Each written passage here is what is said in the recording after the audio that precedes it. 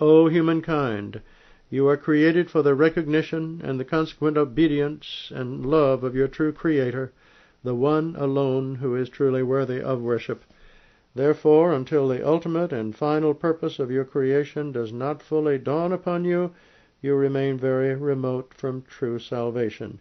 If you are candid, you could be an attestant to your own internal state that instead of the worship of God, a gigantic idol of materialism permanently dwells within you, before whom you prostrate 1,000 times each second. You are so engrossed in the affairs of the world that you do not have the leisure of glancing at anything else. Do you ever think about the ultimate and final end of this creation? Where are the characteristics of justice? Where is your integrity? Where are the qualities of truthfulness, sympathy, honesty, and humility toward which the Koran beckons you? Even during the years gone by, it never ever occurred to you that we indeed have a Creator. Have you ever thought of your obligation toward Him?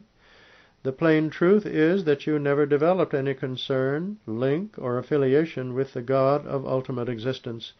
Even the very mention of His name is cumbersome upon you.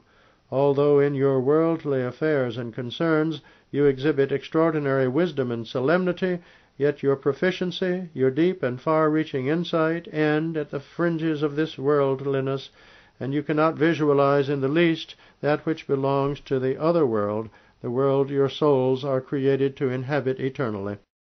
But in your entire life you have never even once reflected on the hereafter, whose happiness is permanent and assured beyond a shadow of doubt.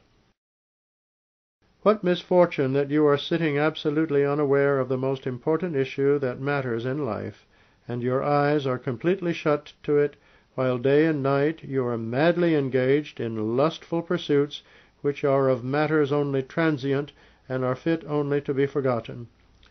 You are fully aware that, without doubt, an instant will finally come which will suddenly terminate your life and all that you yearned for. But this is a peculiar type of callousness that, despite a complete knowledge, you continue to wreck your entire time in worldly quests. And your pursuit of materialism is not confined only to the lawful means. You do not stop short of employing falsehood, deceit, and even the ruthless murder of truth to gain your objectives. Despite all these ignominious crimes which are rampant in you, you continue to assert that there was no need for divine light or a divine commission. In fact, you nurture an extreme animosity toward it. You have looked down with contempt at this heavenly dispensation of God, so much so that if you ever mention these things, you do it with words full of foul language, with eyebrows drawn with arrogance and upturned noses. You insistently demand to know how you can reach the stage of certainty that this institution is from God. I have just answered this question. This tree can be recognized by its fruit, and this luminary moon can be recognized by its light. Now it is up to you either to accept it or reject it, and again it lies with you to remember my admonitions or wipe them out from your memories. During one's lifetime, the qualities of a person are not appreciated, my dear ones. You will remember my admonitions after I am no more. Epilogue. An elegy on the schisms of Islam. It would be befitting if every eye of people belonging to Islam should shed tears. Troublesome times have come for Islam with grave problems and fearsome trials. There is a tumult everywhere in the world because of the rejection and grudge against Islam. He whose soul is unfortunate to be devoid of any good or virtue still dares to find fault with the best of God's messengers. He who is bound and confined in the prison of unrighteousness is critical of the leader of all who are righteous. Every foul wretch born with the propensity to crime aims his arrows at the paragon of virtue. It behooves heaven to pelter stones upon the earth. Before your very eyes, Islam is biting dust. What justification will you offer then to God, O you who lead a life of comfort and luxury? All around, a storm of disbelief is raging like the army of Yazid. The true faith, on the other hand, is sick and helpless like Zainal Abidin. The well-to-do people are overly engaged in a life of luxury for themselves, lounging in the company of beautiful women, laughing and rejoicing. As far as the religious scholars are concerned, they are engaged only in mutual fights, spitting venom at each other. As for the recluses, they are absolutely oblivious of the requirements of faith. Everyone takes care of his own interests. The side of the faith is left unguarded, and the enemy is assaulting it from every ambush. O Muslims, the faith is in such a wretched state, but you are captured fully by the pursuit of the carrion of the worldly pleasures. After all, how long can this palatial world last, in your estimation? Or have you forgotten the passing away of those who were before you? O careless people, the time of death is near at hand. How long will you remain lost in revelry in the company of beautiful, refined women with moon-like faces? Do not make yourselves prisoners of the world, O men of wisdom. Otherwise you will experience much bitterness at the time of your dying moments. Do not surrender your hearts but to that beloved, so that you may receive eternal bliss from the one who is most benevolent. Wise is he who loses his senses in the path, and weary is the one who is dazed with the beauty of his beloved face. To drink from the goblet of his love is like drinking elixir. Whoever drinks out of it will never, never die. O my brother, do not give your heart to this worldly life. In every drop of this honey there is deadly poison. Serve the cause of faith with all your might, as best as you possibly can, with life and wealth, so that from the Lord of the heavens you may receive the acclaim of approval time upon time. Display in your conduct the light of your faith. Having given your heart to Joseph, at least follow the same path that leads to the well. Remember the days when this faith was a source of attraction for all, high and low alike. It emancipated a multitude of prisoners from the bondage of Satan the accursed. It had extended its benign shade over the entire world, and by virtue of its reverence and honor, it seemed to step on the roof of the heavens.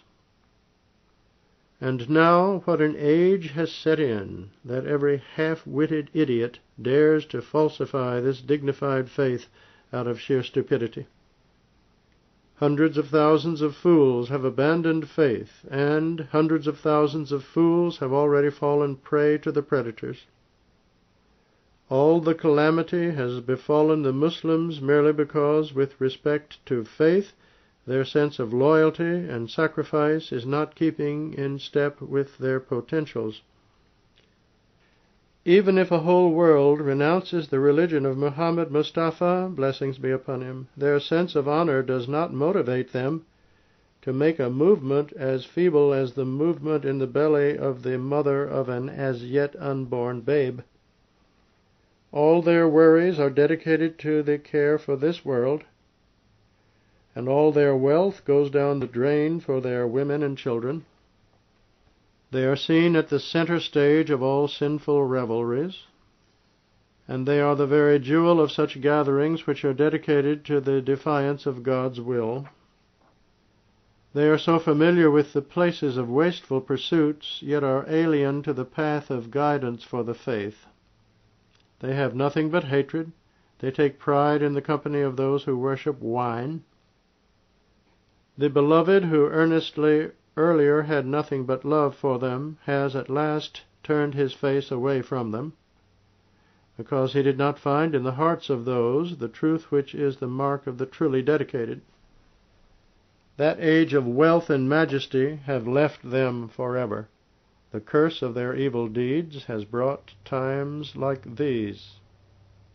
All the greatness that came to them came through the path they pursued in the service to faith. Most certainly, if they ever achieved the same heights, they will achieve them again through the same path. The two concerns for the religion of Ahmad, which are eating up the very essence of my life, are the abundance of enemies and the scarcity of the helpers of faith. Consume, O Lord, and rain upon us the blessings of thy hell, or else take me away from this abode of raging fire. O Lord, bring forth from the east the light of guidance, and illuminate the eyes of the wayward people with illustrious signs. As you have blessed me with the truth in this raging state of misery and woe, I can never expect that you would cause me to die a fruitless death. The mission of the truthful never ends up in vain. Within their sleeves works the hand of God. To our critics, we have decided that objections, criticisms, doubts, and difficulties raised by men of different affiliations and different ways of thinking, they may relate to Islam, the Holy Koran, or our chief and patron, the Holy Prophet Muhammad, blessings upon him, or my own revelational claims, should be collected, arranged, and numbered, and printed in book form. Then, seriatim, we should proceed to write our answers to them. Therefore, all concerned, whether Christians, Hindus, Aryans, Jews, Magian, atheists, Brahmas, scientists, philosophers, hostile Muslims, others, are invited to send their objections to us, clearly and legibly written. Objections should be well meant, spelt out to find the truth. The objections may relate to Islam, the Holy Koran, or our chief and leader, the best of messengers, or they may relate to my person, my divinely appointed station, my revelations, so that these objections collected together and numbered may be printed in book form, and that they may be answered in detail one by one. And may peace be upon all those who follow divine guidance.